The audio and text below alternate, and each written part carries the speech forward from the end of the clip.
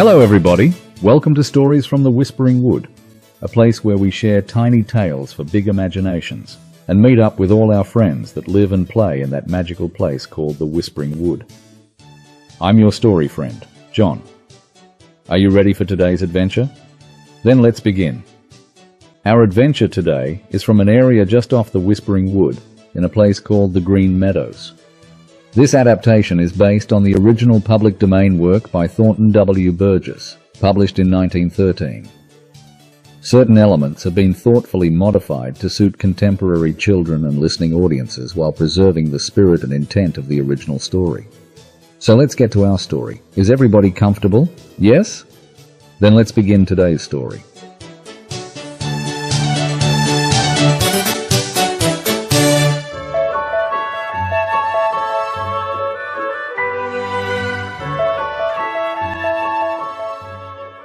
Chapter 3. Bowser the Hound Isn't Fooled. Reddy Fox had been taught so much by Granny Fox that he began to feel very wise and very important.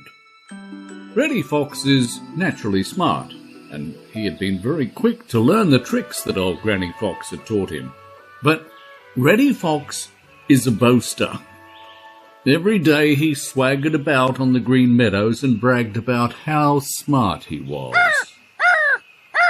Blacky the Crow grew tired of Reddy's boasting. If you're so smart, what is the reason you always keep out of sight of Bowser the Hound? Asked Blacky. For my part, I don't believe that you're smart enough to fool him. A lot of little meadow people heard Blacky say this, and Reddy knew it. He also knew that if he didn't prove Blacky in the wrong, he would be laughed at forever after.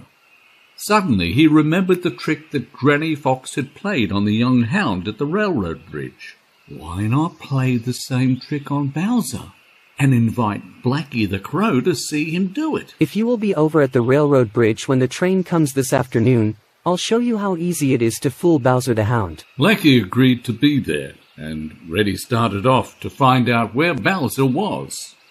Blacky told everyone he met how Reddy Fox had promised to fool Bowser the Hound, and every time he told it he chuckled as if he thought it was the best joke ever. Blacky the Crow was on hand promptly that afternoon, and with him came his cousin Sammy Jay.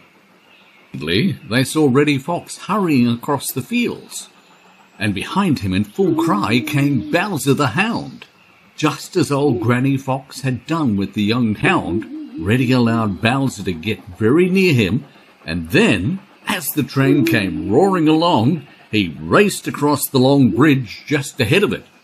He had thought that Bowser would be so intent on catching him that he would not notice the train until he was on the bridge, and it was too late, as had been the case with the young hound.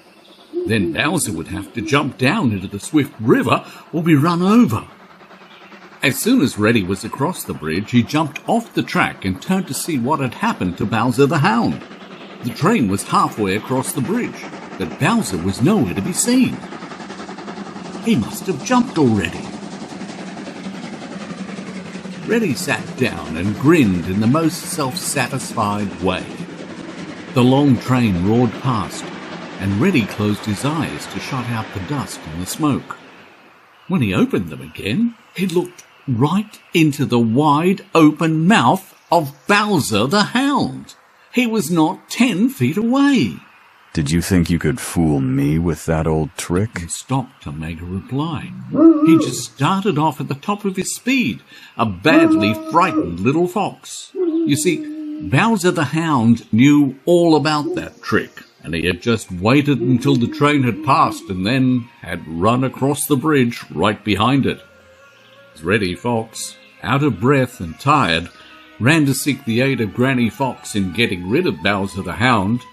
He heard a sound that made him grind his teeth. It was Blacky the Crow. End of Chapter 3.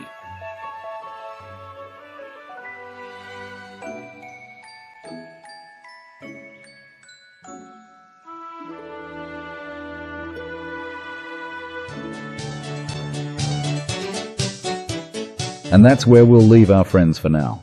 We'll find out tomorrow what happens next in the Green Meadows.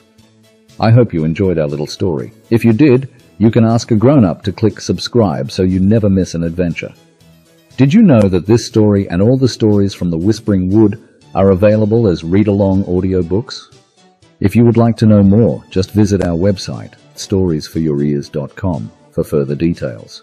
Thanks for being with us today, and I'll see you next time for the next exciting chapter in our story, The Adventures of Reddy Fox, one of the stories from the Whispering Wood. See you soon.